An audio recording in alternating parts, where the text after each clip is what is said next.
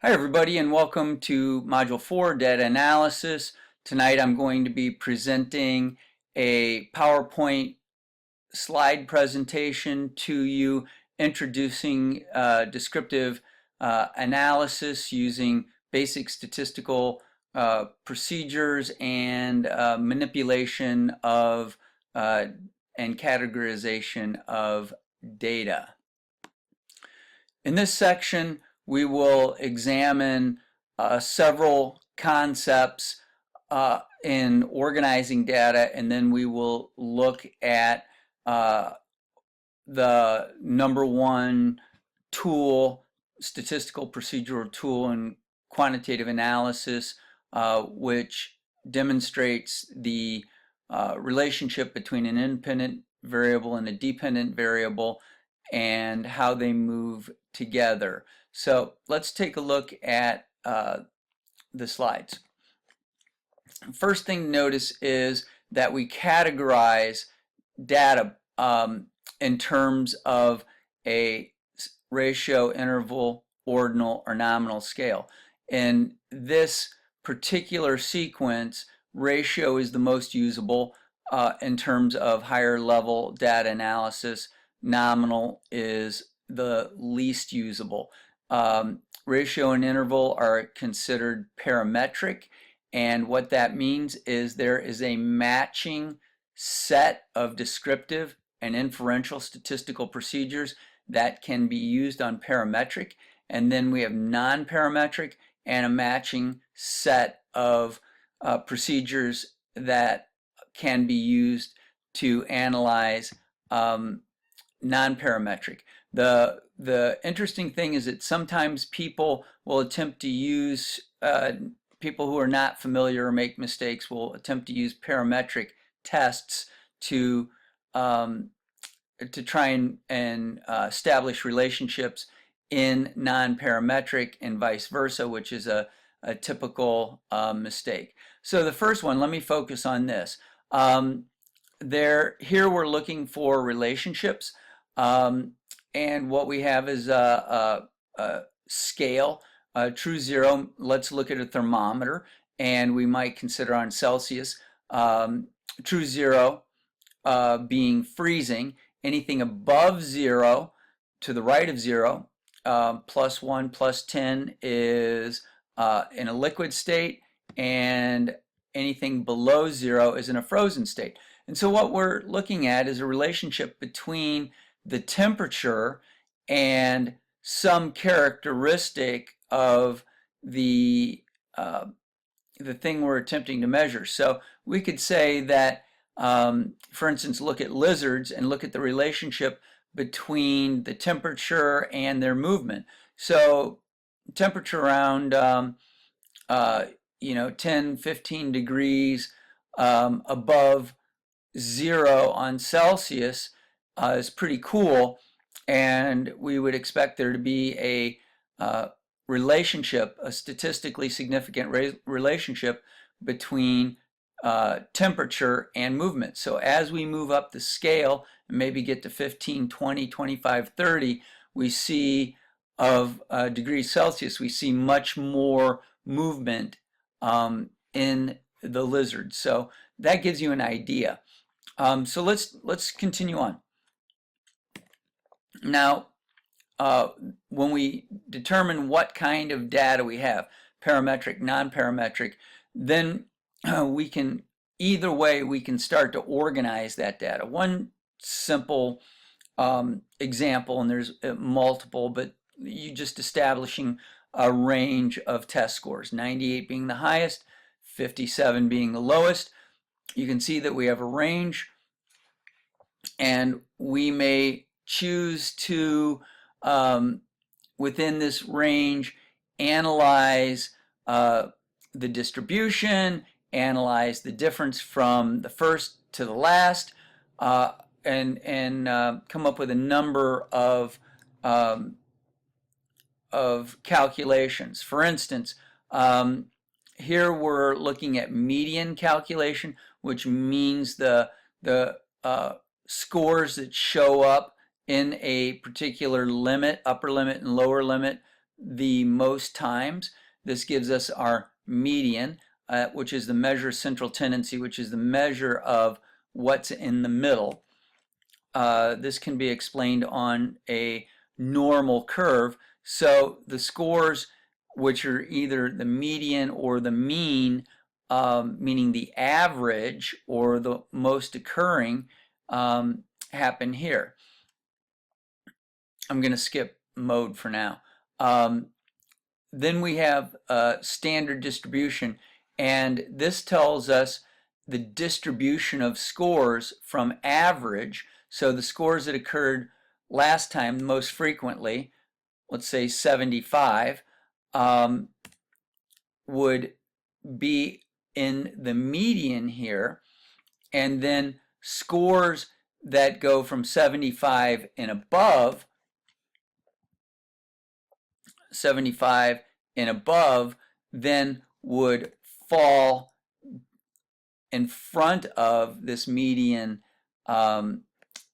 central axis, so that we start to distribute the scores, and as you go up the scale, the number of higher scores decrease. So the majority of the 80s might be in here, majority of the high 80s or low 90s here, and the 90, 95th, 97, and then 100th percentile are in here. So you can see that relationship. Now, interestingly, it's difficult to measure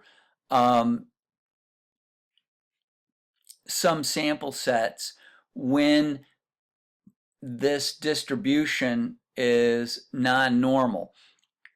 So for instance, here we would have a distribution that would be lumped towards the low end, lumped towards the high end, and then none in the middle, a lump towards the low end and a lump towards the high end.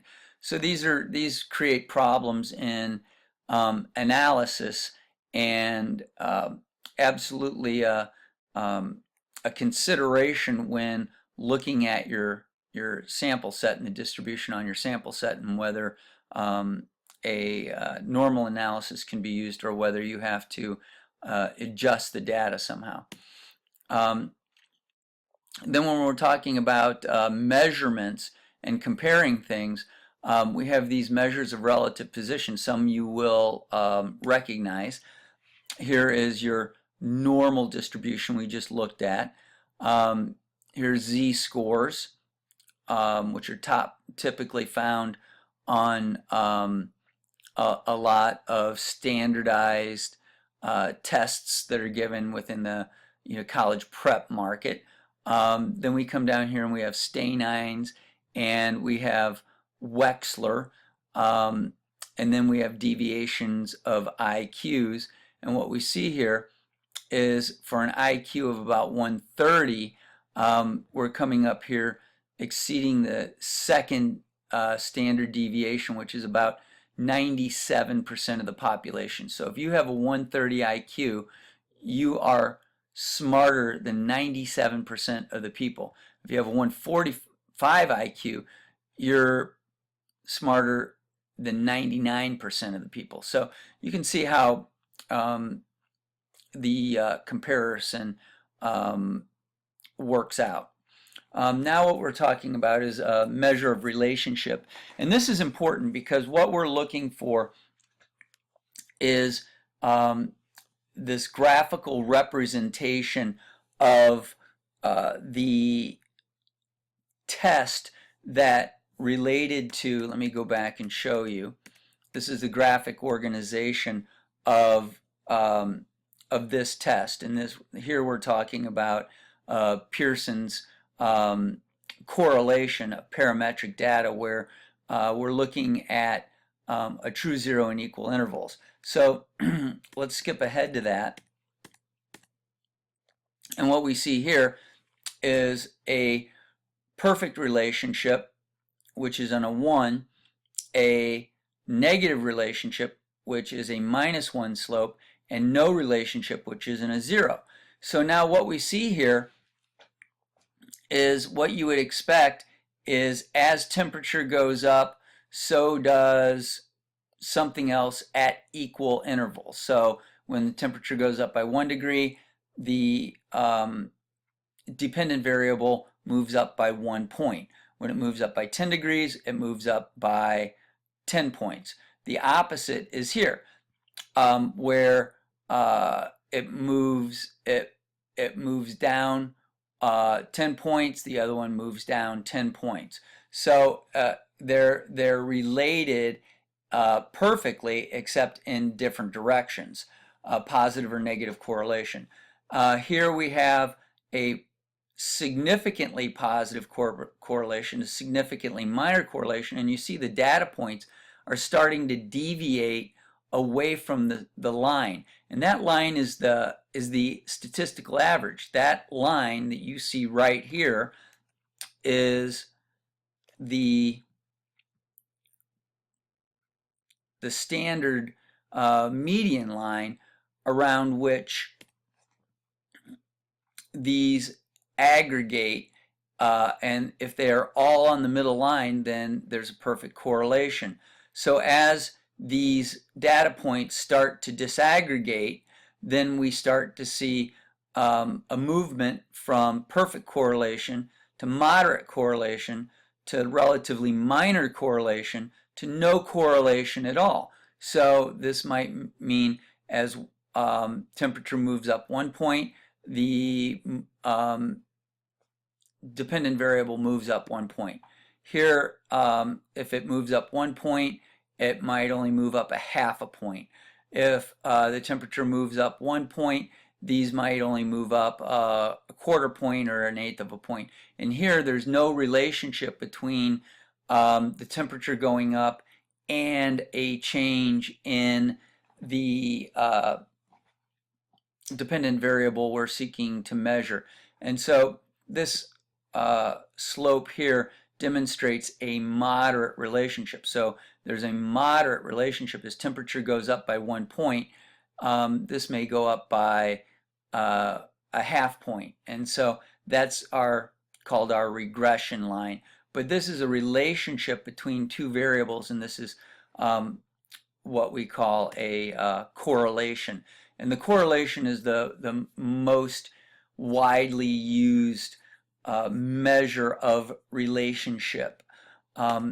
Here we see the takeaway here is that we have a line showing a relationship, but out of one of those data points we see what's called an outlier. And this data point may be that something within the data set has been mismeasured because all the other data points line up along the regression line. Same thing here. On the bottom, we have an outlier, and the regression line is on the bottom.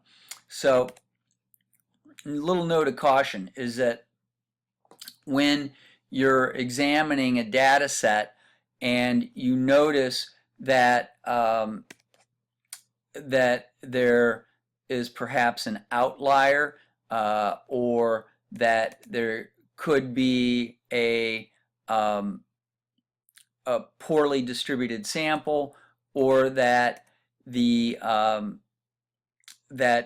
data is skewed so you can't use a standard correlation on it. All those impact the ability of you to use a standard correlation model, and so that's our note of caution. And I'll give you an example on looking at sample sets, and that is here we have, for instance, a graphic that is attempting to depict a quantity on a measurable interval scale and stating that this has a 97% customer satisfaction, and here's the other guy. So visually, when you look at this, it misrepresents the situation here. So don't worry, if all else fails, we can manipulate the data and make it appear to fly. All right, thank you for tuning in. Bye.